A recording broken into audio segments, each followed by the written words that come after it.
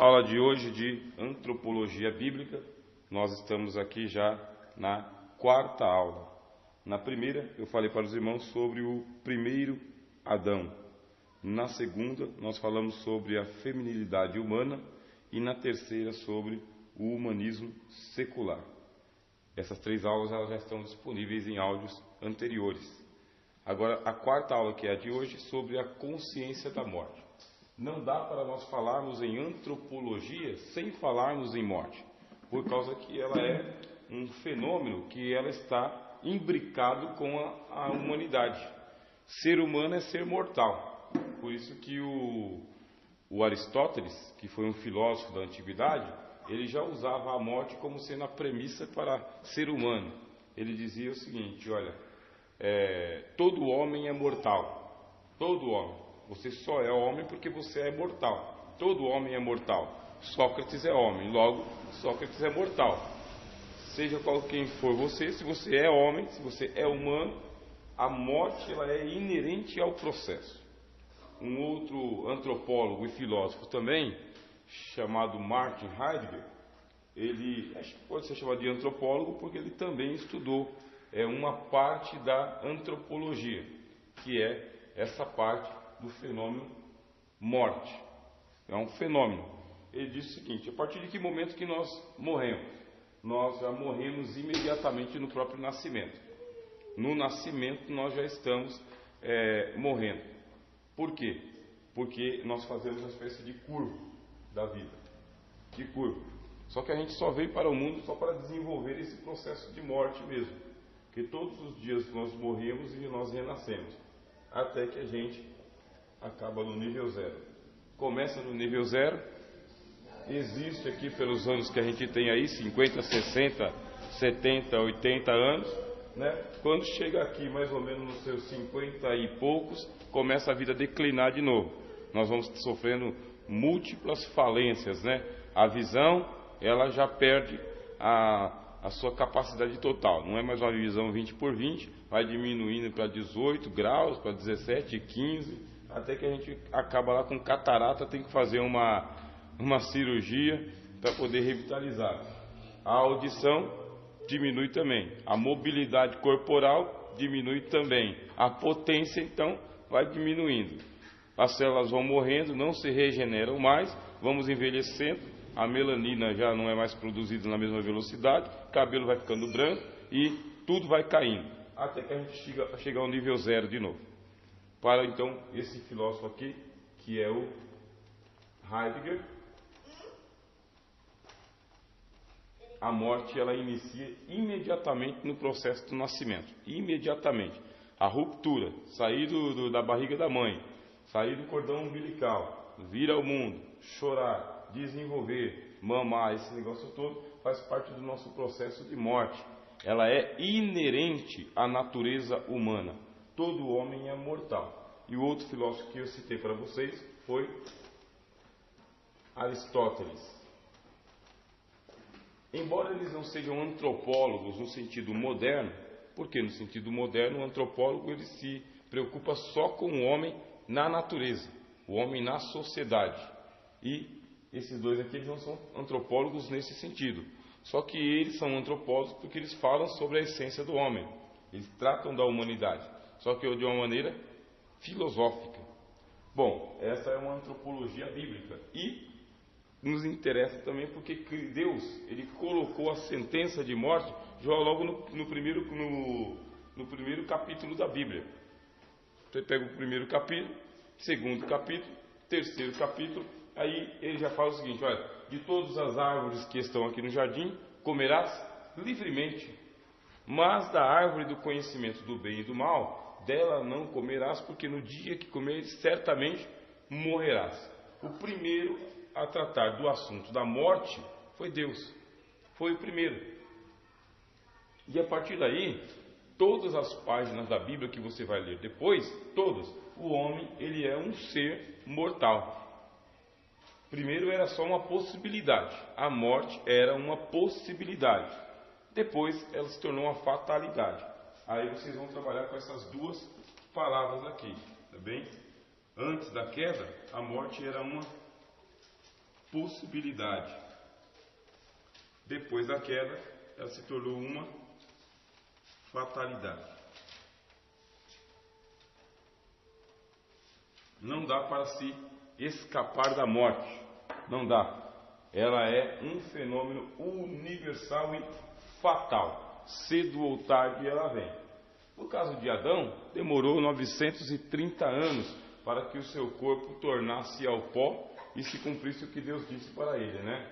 Lavarás a terra da qual fosse tirado e ela vai te dar os seus frutos, mas com o suor do teu rosto é que você comer, até que tornes ao pó, porquanto és pó e ao pó tornarás.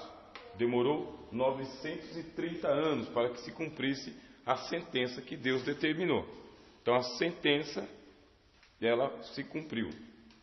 Agora, no nosso caso já não precisa mais de tudo isso, porque Deus diminuiu o status da vida, aquela vida centenária que havia antes, bicentenária, tricentenária, aquela vida que tinha uma longevidade antes, ela foi diminuída para um espaço de 120 anos. Deus não vai deixar que uma pessoa ela ultrapasse a casa dos 20. Ah, mas eu ouvi falar de um que está com 128, 129, né? 127, ele está dentro da casa dos 20. Você não tem notícia de pessoas que tenham ultrapassado tanto tempo assim. Apesar que, depois do dilúvio, você ainda vai ter alguns patriarcas que eles estão alcançando 200 e tantos anos de idade. Só que eles estão muito perto daquela geração dos diluvianos. Na nossa geração, o máximo assim que você ainda pode dizer, estou vivo, é 85, 89, 90 anos, vivo. Depois dos 90 anos, você está morto-vivo. Morto-vivo, caindo mais do que de pé, dependendo de todo mundo. Todo mundo. Porque o corpo em si já faleceu. Quando a gente fala desse assunto da morte, aí nós vamos ter aqui 3 posições diante da morte. 3. A dos materialistas, dos espiritualistas e dos redencionistas. São 3. A antropologia bíblica, ela se ampara nesses 2 aqui. Agora, aquela que é evangélica é nesse daqui, redencionismo. Você vai ter o materialismo, espiritualismo e o redencionismo. A diferença, materialismo sem Bíblia de jeito nenhum. Espiritualismo com algumas passagens da Bíblia, algumas. Redencionismo com a Bíblia inteira. Nós que defendemos o redencionismo, nós queremos saber a amplitude da doutrina, desde Gênesis até o Apocalipse, tudo. Nós não selecionamos passagens específicas. Nós estudamos cada passagem dentro do seu contexto, de acordo com a sua época, e nós queremos saber o que ela tem a nos ensinar. Agora, os espiritualistas, além da Bíblia, eles também utilizam outras fontes. Outras fontes. E os materialistas, eles utilizam as fontes chamadas fontes empíricas, que é a primeira parte que eu vou explicar agora detalhadamente para vocês. Então, até aqui já deu para a gente pegar alguma coisa. Vamos então para o materialismo, que é a primeira parte. Bom, para os materialistas, o que é a morte? A morte ela é a cessação da pulsação vital. Pronto. Eles definem assim. Você é o quê? Você é um conglomerado de moléculas. Você é um conglomerado de moléculas que é a junção de átomos.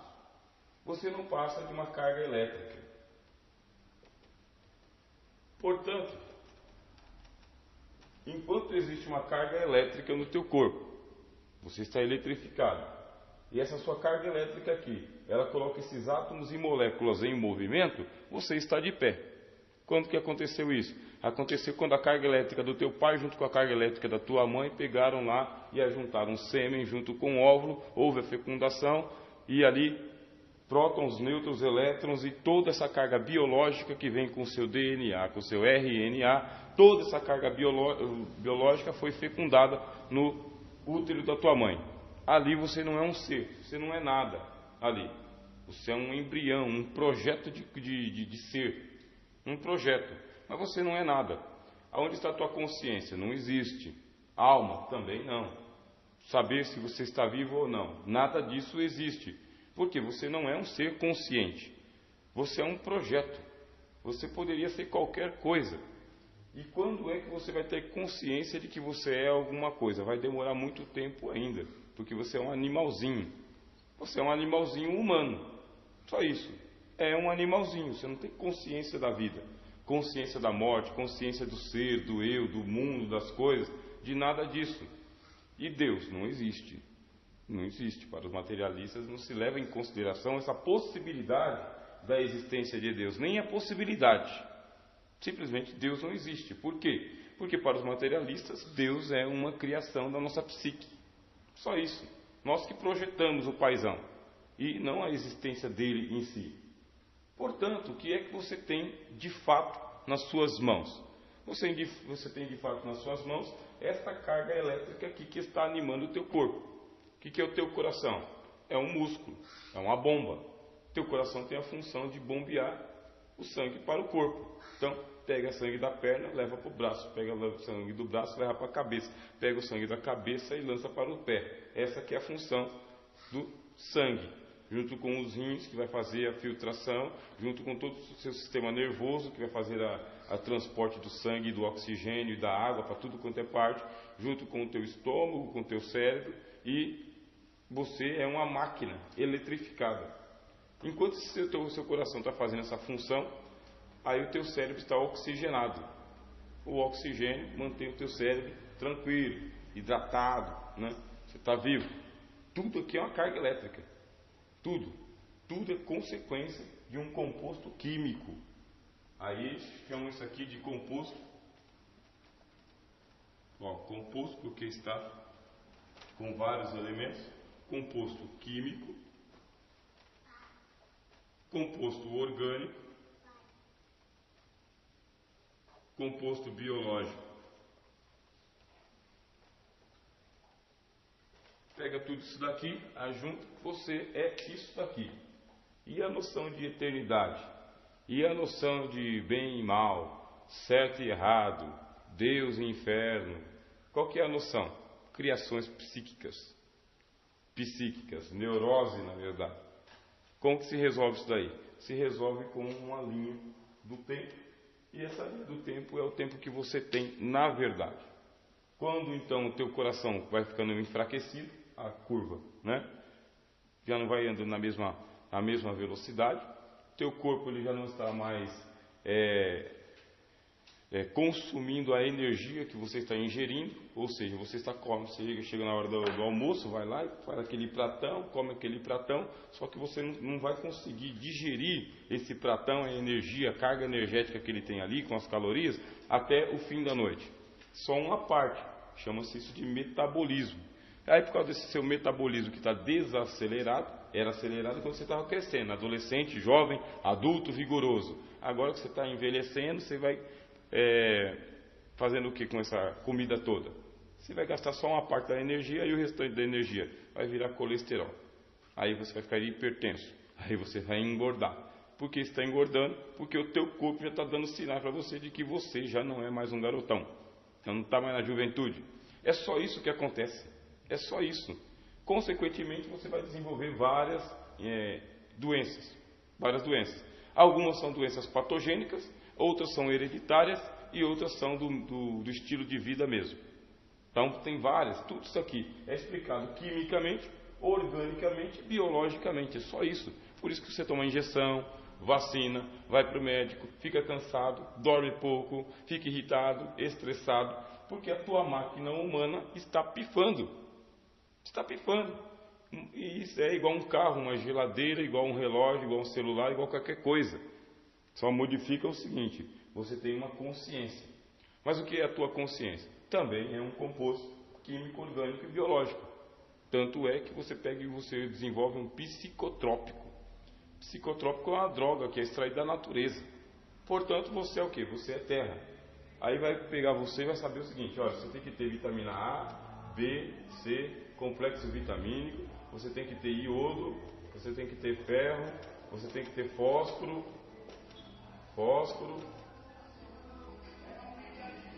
por aí vai. Você tem que ter todos os elementos químicos da natureza no teu organismo. Aonde que está esse elemento químico? Está na alface, está no arroz, está no feijão. É ali que está. Todos os elementos químicos estão na natureza. Eles são industrializados e vêm parar na tua mesa. Você come, você repõe os elementos químicos. Você não come, você perde elementos químicos. Então você vai na farmácia, compra lá em cápsula, ingere, repôs o elemento químico que está faltando no seu organismo. Aí você mantém o seu equilíbrio biológico. Só que chega uma hora que não tem mais jeito, não tem mais elemento químico na natureza que consiga reestabilizar os seus pulsos vitais. Tua consciência some, tuas mãos tremem, o teu corpo apaga. E aí o oxigênio não vai para o cérebro, você tem uma morte clínica, porque teu cérebro já não está mais pensando coisa nenhuma, você não está em lugar nenhum, só está o teu coração funcionando, isso por causa que tem uma máquina lá fazendo a vez do coração. Enquanto essa máquina está ligada, teu coração está... Desliga a máquina, aí acabou a energia, oxigênio, água, hidratação, acabou você. Essa é a concepção do materialismo. Para onde você vai? Para lugar nenhum. Porque você não é nada. Você veio do nada, é nada e volta para o nada. Simples assim. Não tem consciência depois da morte, não tem além, não tem céu, não tem inferno, Deus, demônio, recompensa, punição, não tem nada do outro lado. Isso aí é só uma paranoia humana, porque nós não queremos aceitar a fatalidade de que não existe vida após a morte, de que nós somos mortais. É uma paranoia.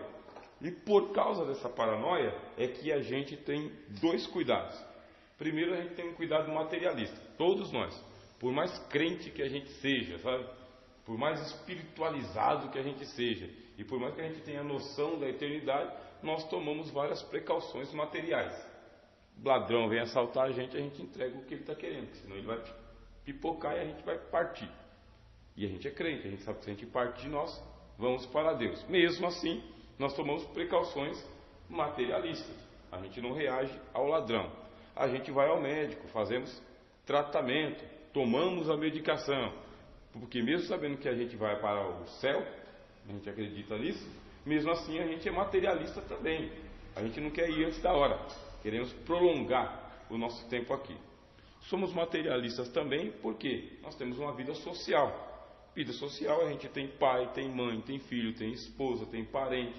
E essa nossa vida social, a gente acredita que temos alguma importância para eles. Enquanto a gente está aqui, a gente está cuidando. E depois que a gente for embora, vem outro e ocupa o nosso lugar.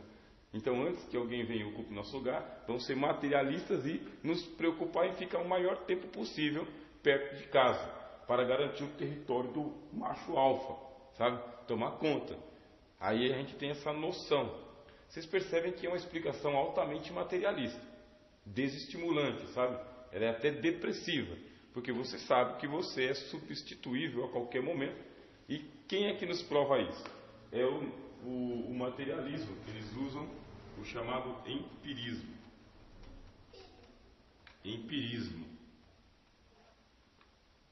Empirismo significa que tudo é experimentado antes.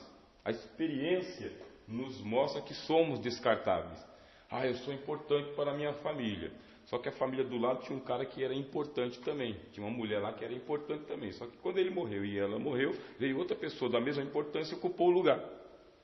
Então, a experiência mostra que nós somos, na verdade, descartáveis. É você que dá importância a você mesmo. E você se ilude psicologicamente. Você se ilude dentro da sua psicologia, julgando que você é mais importante do que realmente você é. Você é tão importante por causa que você se importa com você. Porque se você não se importar com você, daqui 15 dias, um mês, um ano, você é desimportante. Qual que é a prova de que você é desimportante? Olha o filósofo que eu citei para vocês aqui, ó, o Heidegger. Ele é um filósofo materialista. Sendo um filósofo materialista, ele fala, sabe o que você é? Você é uma deliciosa sopa de vermes. Só isso. Quem vai passar bem são os vermes que vão consumir o teu corpo. Eles vão passar bem. Porque, afinal de contas, você é um complexo todo orgânico. Um engenheiro, um químico, um botânico, um advogado, um industrial, um arquiteto, um teólogo. Você é uma pessoa tão importante que os bichos falam o seguinte, pelo menos ele tem um diploma, vamos comê-lo. com diploma e tudo. E lá vai você. Prova é que Lázaro era muito importante, mas muito importante, amigo de Jesus. E quando Jesus falou o seguinte, tira a pedra, Marta, que falava que amava muito o irmão, falou, está fedendo. É muito importante, mas já está morto e está fedendo. Já cheira mal, ela diz, cheira mal. Tão importante que é. O discurso materialista é o seguinte, você é tão importante que 48 horas depois que você morre, ninguém mais quer ficar perto de você. Ninguém mais. Por causa que você está incomodando a sociedade da tua casa. Seja teu filho, tua filha, tua esposa, né?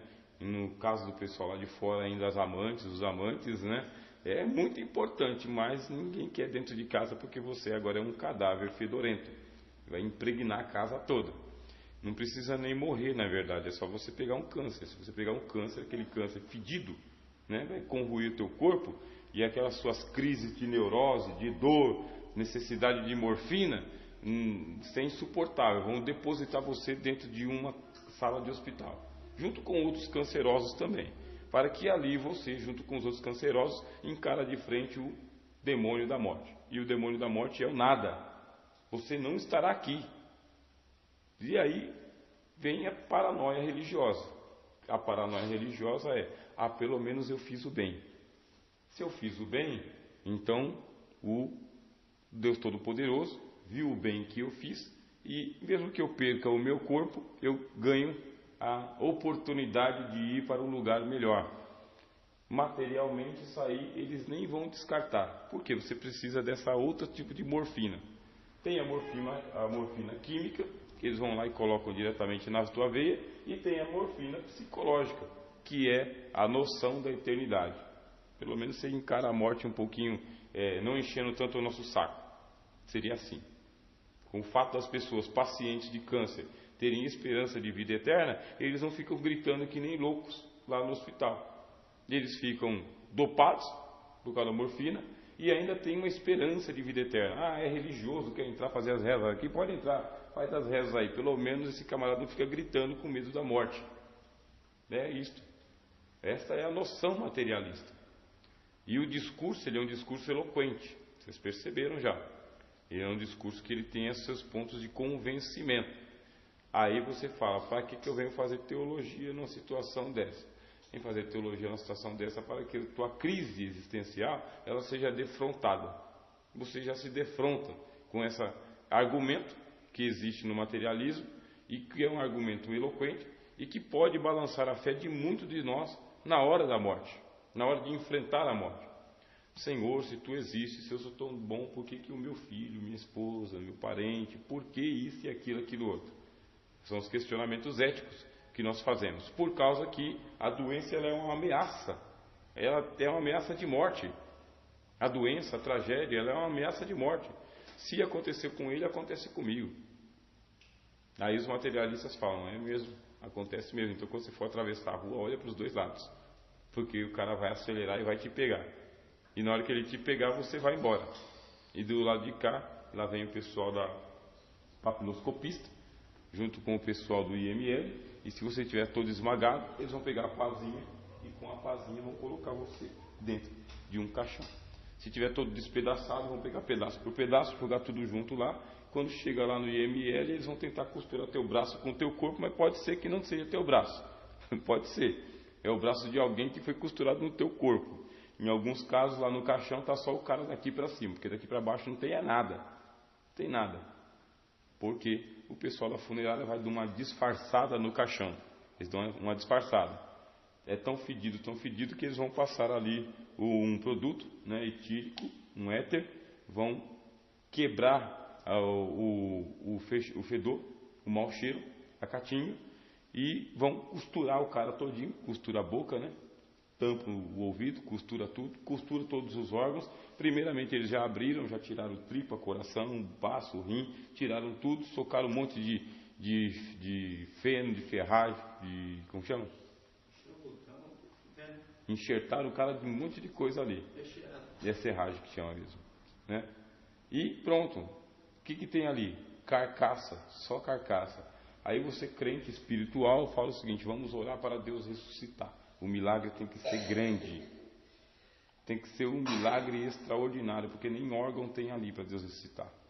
Nem órgão, tem nada ali. Está só a caveira. Só a caveira. E como eles passaram lá o produto, o formol, então dá a impressão de que a pessoa está em paz, mas aquilo dali é uma maquiagem. Em alguns casos eles têm que quebrar tudo quanto é osso, né? Quebra o braço do cara, quebra a perna do cara, porque está todo duro.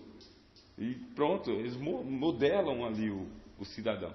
Por isso que eles cobram uma grana violenta. Morrer no Brasil, morrer no mundo é realmente uma coisa miserável.